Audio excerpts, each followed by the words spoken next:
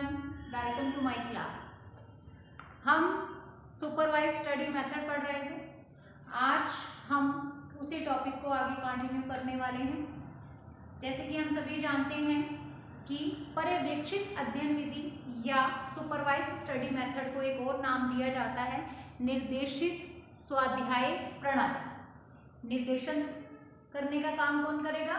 तो वहाँ पे निर्देशन या फिर इस शब्द पे जाएं पर्यवेक्षित शब्द पे, तो पर्यवेक्षण करने का काम कौन करेगा? अध्यापक। ठीक है। और इसके साथ ही अध्ययन करना जो है पर्यवेक्षित अध्ययन विधि, तो अध्ययन शब्द आया है। निर्देशित स्वाध्याय विधि, स्वाध्याय शब्द आया है। तो अध्ययन और स्वाध्याय शब्द आया है स्टूडेंट्स के लिए, छात्रों के लिए। ठीक है। और ये एक मेथड है।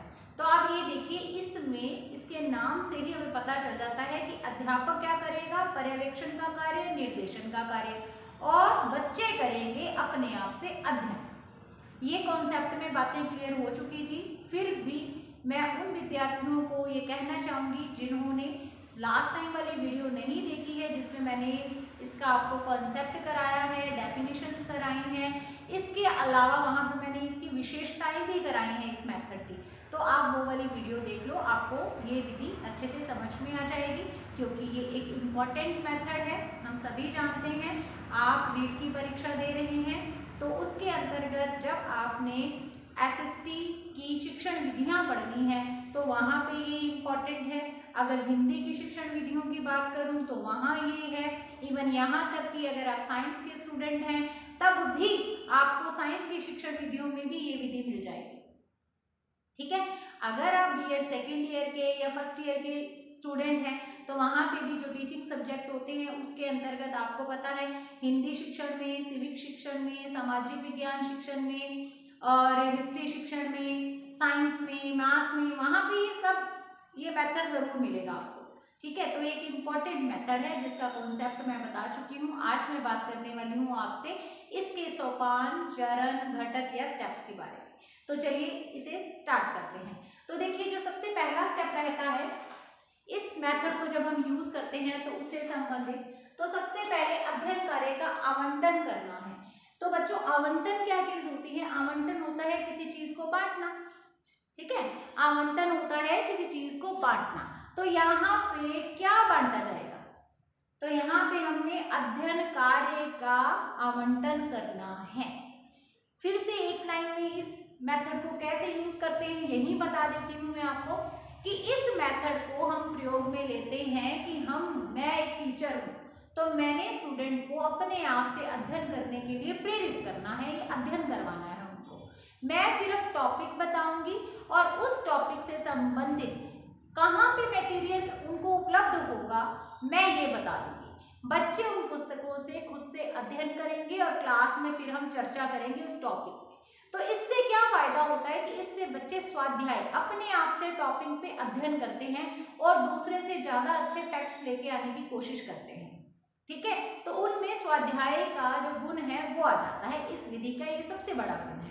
तो यहाँ पे अध्ययन कार्य का आवंटन करने का मतलब क्या होता है स्टूडेंट्स, कि यहाँ पे आप टीचर हैं, आपने स्टूडेंट को टॉपिक बता देना है कि आखिर उसे अध्ययन कर रहा है तो किस टॉपिक पे करना है, आखिर स्टडी करनी है तो किस टॉपिक को स्टडी करना है उसने, ये आप उसको क्लियर कर दोगे। यानी आप उससे ये कह सकते हो कि आप उसको प्रस्तावना के माध्यम से टॉपिक तक ले आओगे, प्रकरण के बारे में बता दोगे। ठीक है। इसके अलावा हमने लास्ट वीडियो में जो डेफिनेशंस की थी लास्ट क्लास में, तो वहां पे बात आई थी क्या, कि सामूहिक या व्यक्तिगत या फिर वर्गों की बात आई थी। मैंने आपको वहां पे ही बता दिया था कि ये भी हो सकता है कि हम पूरी क्लास को एक जैसा ही काम दे दें, सामूहिक रूप से एक जैसा ही पूरी क्लास को काम दे दें, ये भी हो सकता है, या फिर हम उनके ग्रुप भी बना सकते हैं। ये चीज आपको याद आ गई होगी अगर आपने पिछली क्लास अटेंड कर ली है तो यहाँ पे भी वही बात है। आपने अगर सारी कक्षा को एक जैसा काम देना है तब भी यहाँ क्लियर हो जाएगा, और अदरवाइज अगर आपने उनके ग्रुप्स बनाने हैं, उनको वर्गों में विभाजित करके काम उनसे करवाना है, तब भी आप ऐसा ही करेंगे। यहीं पे इस फर्स्ट स्टेप में ही आप उनके ग्रुप डिसाइड कर देंगे, उनको बता देंगे कि किन किन के ग्रुप बने हुए हैं और आप उनको उनके ग्रुप से परिचित करा देंगे कि आप 4 लोग, 5 लोग, 6 लोग ये काम करोगे, या फिर सारी क्लास को अगर एक जैसा काम देना है तब भी आप उनको अनाउंस कर सकते हो। तो यहाँ पे आपने वो चीज़ अनाउंस कर देनी है, बता देनी है बच्चों को। अब यहाँ पे बच्चों को अपना टॉपिक पता चल चुका है कि आखिर उनको अध्ययन किस टॉपिक पे करना है।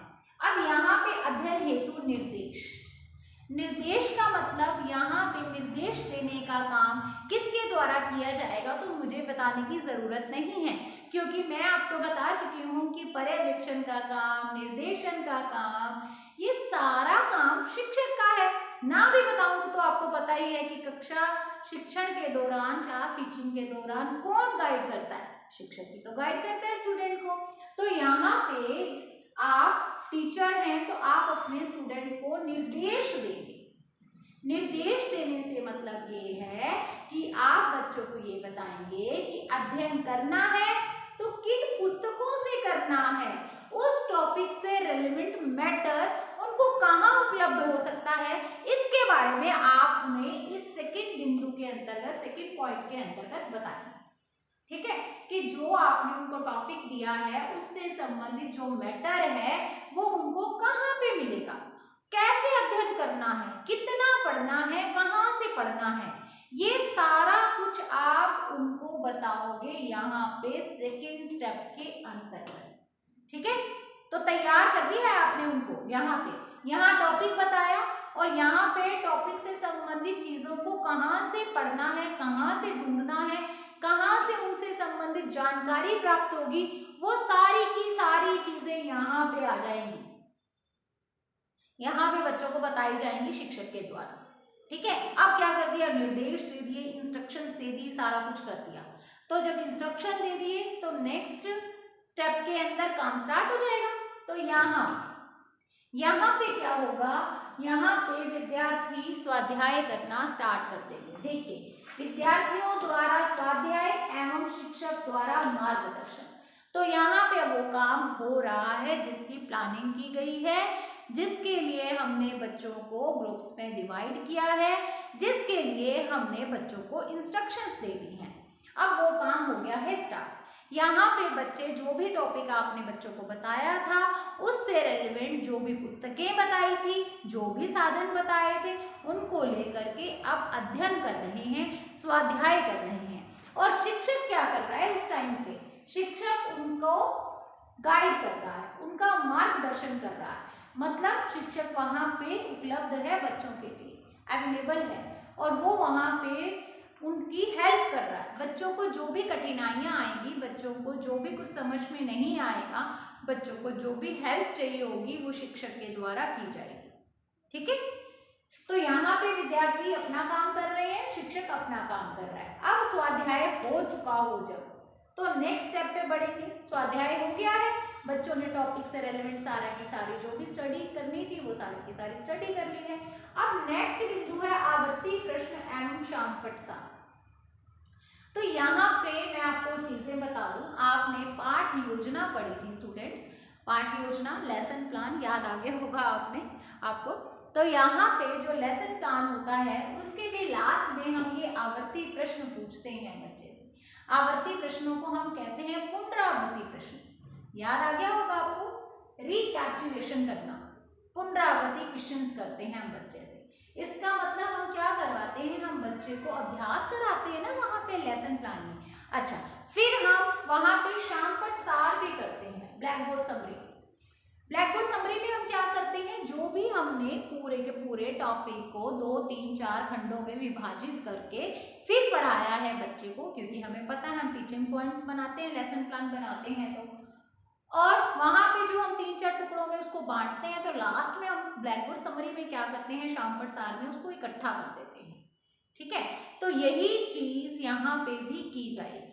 अच्छा, यहाँ पे कैसे की जाएगी, यहाँ पे अच्छे से समझ लेना।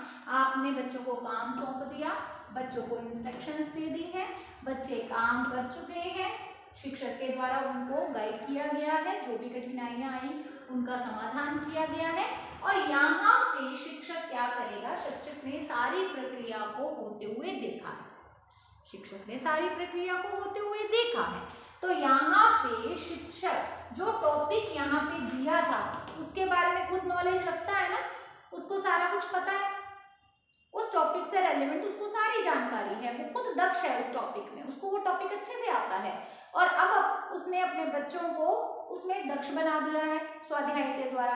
तो अब यहाँ पे आवर्ती प्रश्न किए जाएंगे। आवर्ती प्रश्न मतलब स्टूडेंट से टीचर क्वेश्चनिंग करेगा कि ये तो पता चले जो स्वाध्याय किया है उसमें उनको कुछ समझ में भी आया है या नहीं, उस टॉपिक को उन्होंने पढ़ा है तो उनको कितना नॉलेज मिली है उससे। इसे चेक करने के लिए वो क्या करेगा, आवर्ती प्रश्न करेगा और साथ में शामपट सार के द्वारा वो उस टॉपिक को बच्चों के सामने लेकर के आएगा ताकि ये पता चल सके कि बच्चे उस टॉपिक को कितनी हद तक या किस स्तर तक समझ पाए हैं, और जिनको अगर थोड़ा बहुत नहीं भी समझ में आया होगा वो भी इस पॉइंट के द्वारा, यहाँ पे जो कार्य होगा उसके द्वारा उसे अच्छे से समझ जाएंगे। और चीज एक और होती है यहाँ पे, इसी स्टेप के दौरान क्या होता है, आपने जो यहाँ पे ग्रुप बनाए थे बच्चों के, अगर बनाए हैं तो, मैं बार बार कह रही हूँ अगर बनाए हैं तो, यहाँ पे मैंने ये 4 स्टेप ही क्यों लिखे हैं, मैं आपको बता रही हूँ कि इसके अलावा भी कुछ और होगा तो फिर मैंने 5वां स्टेप क्यों नहीं लिखा। उसका एक कारण है, क्योंकि ये विधि आप सामूहिक रूप से भी पूरी कक्षा पे यूज कर सकते हो या फिर यहाँ पे ग्रुप में भी कर सकते हो। तो मैंने यहाँ पे एक फैक्टर ही लिया है, यानी सामूहिक की ही बात की है, इसलिए क्योंकि दोनों चीजें पॉसिबल हैं। मैंने फर्स्ट स्टेप में ही बता दिया कि आप चाहें तो आप ग्रुप में भी डिवाइड कर सकते हो, आप चाहो तो आप सारी क्लास को एक जैसा टॉपिक दे करके भी स्वाध्याय करा सकते हो। तो यहाँ पे जो आपके बच्चों को अगर ग्रुप्स में डिवाइड किया है फर्स्ट स्टेप के अंदर, तो यहाँ पे ये काम तो ऐसे चलेगा ही, 4 स्टेप तो होंगे इसे। इससे पहले, ठीक है, इससे पहले क्या हो जाएगा, इससे पहले जो आपने बच्चों को ग्रुप में डिवाइड किया है तो प्रत्येक ग्रुप अपना जो है वो मत रखेगा, या फिर हम ये कह सकते हैं एक लिखित में एक टिप्पणी तैयार करेगा। प्रत्येक ग्रुप अपनी एक टिप्पणी तैयार करेगा, उससे संबंधित संक्षिप्त में टॉपिक को वहां पे लिख करके तैयार करेगा, यानी कंपटीशन की भावना आएगी ना ग्रुप में, और फिर उसको प्रेजेंट करेगा। ठीक है, प्रेजेंट भी करेगा क्लास के सामने, और प्रेजेंट करने के बाद ये वाला फिर पॉइंट होगा, ये काम होगा शिक्षक के द्वारा। अगर ग्रुप में डिवाइड किया है तो काम यहाँ पे जब हो चुका है ग्रुप्स के द्वारा, तो इससे पहले, ये तो शिक्षक का काम हो रहा है ना यहाँ पे, तो शिक्षक के काम से पहले यहाँ पे प्रत्येक ग्रुप, चाहे 3 है, 4 है, 5 है, जितने भी ग्रुप हैं, वो एक छोटा सा कह सकते हो एक समरी तैयार करेंगे उस पे और उसको प्रेजेंट करेंगे, और उसके बाद शिक्षक के द्वारा ये काम किया जाएगा।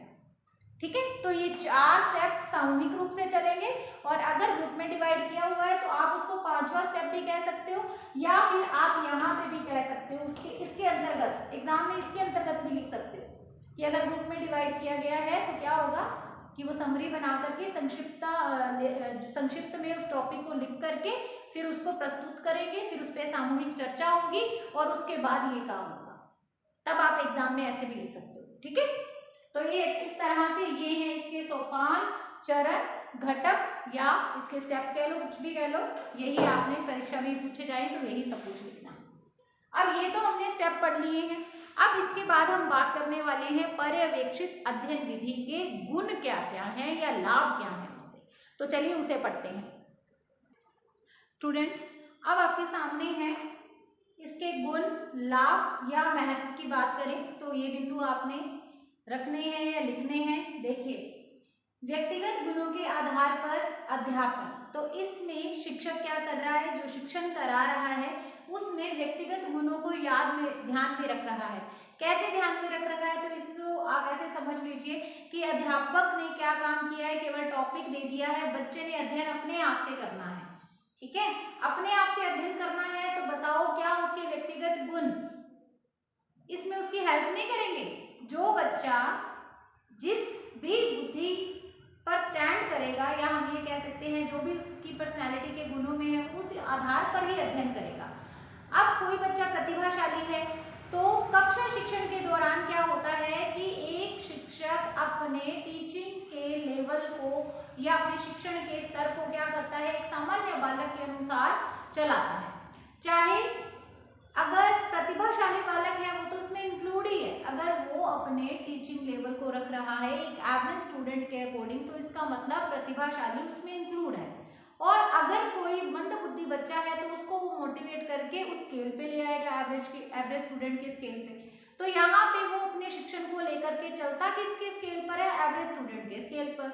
तो यहाँ पे जब स्वाध्याय की बात होगी, अपने आप से सीखने की बात होगी, तो अगर प्रतिभाशाली क्लास में बोर हो जाता है, उसको ये लगता है कि जो टीचर इतना स्लोली एक बात को 4 बार बताता है वो उसको अच्छा नहीं लगता, उसको तो एक बार में बात समझ में आ जाती है ना, और शिक्षक को पूरी क्लास को साथ लेकर के चलना होता है। तो इससे बेस्ट उसको ये लगता है कि जब वो स्वाध्याय करता है तो वो अपनी स्पीड से सीखेगा।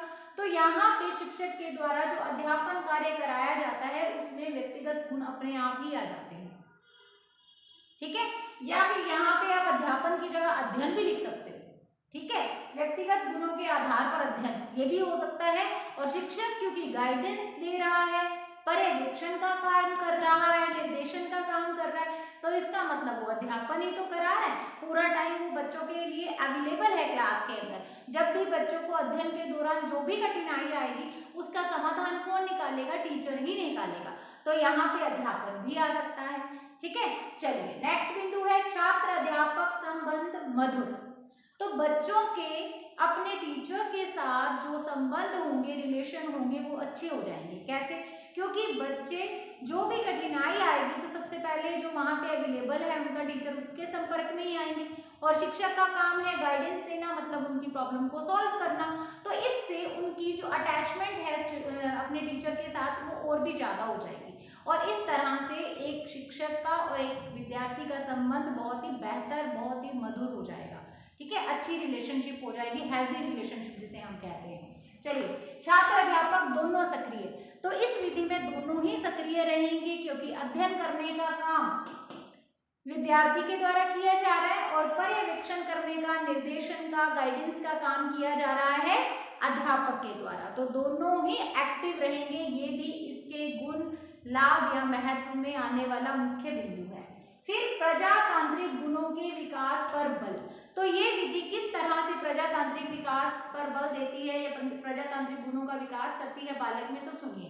प्रजातंत्र क्या होता है? जनता का, जनता द्वारा जनता के लिए शासन, उसको हम कहते हैं प्रजातंत्र या लोकतंत्र।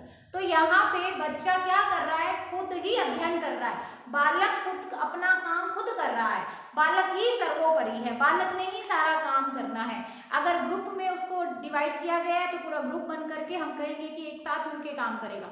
तो बच्चे में बहुत सारी चीजें इसमें आ जाएंगी, आत्मनिर्भरता के गुण आएगा, उसमें सहयोग की भावना आएगी। ग्रुप में डिवाइड किया आपने, बच्चों को ग्रुप्स में बांटा हुआ है, फिर मिलकर के बच्चे काम कर रहे हैं, आपस में एक दूसरे का सहयोग करेंगे, आत्मनिर्भर बनेंगे। आत्मनिर्भर तो प्रत्येक बालक बनेगा क्योंकि इसमें स्वाध्याय है, अपने आप से अध्ययन करना है। टॉपिक जो भी मिला है उससे रेलेवेंट जो भी मटेरियल कह लो या फिर जो भी सामग्री है, कंटेंट है या जो भी जानकारी है वो आपको खुद से लेके आनी है। तो इससे बालक में जो प्रजातांत्रिक गुण है ना वो विकसित हो जाएंगे और बालक खुद के लिए काम कर रहा है, किसी दूसरे के लिए नहीं कर रहा। जैसे लोकतंत्र या प्रजातंत्र में जो हम अपना जो चुनते हैं, शासक चुनते हैं, खुद चुनते हैं, हमारे ऊपर ही उसने शासन करना है, यानी हम खुद ही अपना खुद का काम करते हैं। तो यहाँ पे भी वही हो रहा है, स्वाध्याय हो रहा है, अपना अध्ययन बच्चे खुद कर रहे हैं, अपने व्यक्तिगत गुणों के आधार पर, अपनी बुद्धि के आधार पर वो सीख रहे हैं। आगे देखिए, मंदबुद्धि बालकों हेतु उपयोगी। तो इसे समझ लीजिए। आप बोलोगे कि मंदबुद्धि बालकों के लिए किस तरह से उपयोगी है, तो स्टूडेंट्स देखिए, जब कक्षा में शिक्षण कराया जाता है तो मंदबुद्धि बालक उस स्पीड से सीख नहीं पाते हैं। आप कोशिश करते हैं एज अ टीचर कि आप सारी क्लास को एक साथ सिखाने की का प्रयत्न करते हैं, लेकिन फिर भी बच्चे एक साथ सीख नहीं पाते हैं। मंदबुद्धि बालक कहीं ना कहीं एवरेज स्टूडेंट से पीछे रह जाते हैं। यहाँ पे बालकों को मौका मिलेगा कि बालक अपनी गति से, अगर उनको लेसन पढ़ने में, अगर उनको किसी चीज़ को जानने में एक बार में नहीं समझ में आता तो वो 2 बार पढ़ के उनको आता है, 3 बार पढ़ के आता है, तो वो यहाँ पे अपने अनुसार चल रहे हैं ना, तो वो 3 बार पढ़ लेंगे, है ना। या फिर कोई प्रतिभाशाली है तो उसको ये आधा पढ़ के समझ में आ जाता है तो वो आधा पढ़ के समझ जाएगा, ठीक है। तो प्रत्येक अपनी गति के अनुसार चलेगा। मंदबुद्धि बालक अगर उनको कक्षा शिक्षण के दौरान एवरेज स्टूडेंट के बराबर वो नहीं पहुंच पाते हैं या कक्षा शिक्षण के साथ उनका तालमेल नहीं बैठ रहा है, तो यहाँ उनको अपनी गति से सीखने का अवसर मिल रहा है। तो इससे बालक अगर उनको 2-3 बार में समझ आता है तो वो उसको 2-3 बार पढ़ लेंगे, लेकिन सीख लेंगे। ठीक है। और कक्षा शिक्षण में उनको ये लगता है कि क्लास भागे जा रही है, वो उसको कैच नहीं कर पा रहे हैं, तो वो जो समस्या है उसका यहाँ पे निराकरण निकल जाएगा। अब आगे देखिए, क्षमता व योग्यता के अनुसार अध्ययन का अवसर मैंने अभी ऊपर बता दिया है, तो ये दोनों पॉइंट आपस में रेलेवेंट हैं, आपको ये भी चीज समझ में आ गई होगी। प्रत्येक बच्चा अपनी क्षमता और योग्यता के अनुसार यहाँ पे सीख सकता है। फिर देखिए, अनुशासनहीनता की समस्या का स्वतः निराकरण, अपने आप ही ये समस्या सुलझ जाती है। कैसे? बच्चे तो बिजी है ना, आपने उनको टॉपिक दे रखा है, फिर अगर ग्रुपिंग में उनको अगर ग्रुप में दिया है काम, तो कहीं ना कहीं एक कंपटीशन भी है, हेल्दी कंपटीशन, तो बच्चे इतने ज़्यादा व्यस्त रहते हैं स्वाध्याय में, अध्ययन में, स्टडी में, कि उनके पास अनुशासनहीनता फैलाने का टाइम ही नहीं होता, वो इतने फ्री नहीं होते। तो जो ये समस्या आती है अनुशासनहीनता की, वो अपने आप ही सुलझ जाती है, दूर हो जाती है। सीखने हेतु उपयुक्त विधि, ये विधि सीखने के लिए बिल्कुल उपयुक्त है। तो देखिए, ये वाले जो गुण है इसको अपने आप ही उपयुक्त बना रहे।